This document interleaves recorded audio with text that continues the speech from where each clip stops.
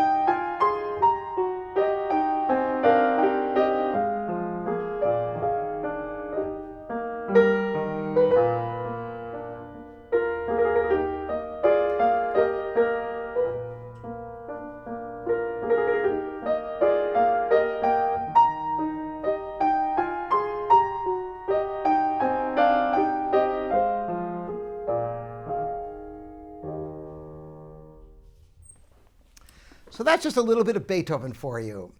So what is it that's so special about August Forster pianos? Well, a whole lot, really. First of all, the fact that it is a hand-built piano. They only make a few hundred pianos a year, so each one is beautifully crafted with the finest materials that are sourced. You can't find too many of these because they're not mass-produced the way Asian pianos are, and they're extremely expensive to buy these pianos new. That's why finding this 1982 piano in this condition is such a great find. So the wide tail offers a tremendously rich sound for a piano of its size. Indeed, this 5'7" grand piano has a bigger soundboard than many larger grand pianos. And that's why you get this big fat sound. I'm going to play for you something that really opens up. It's just the little middle section of the famous Chopin military polonaise, and see how this smaller grand handles this music.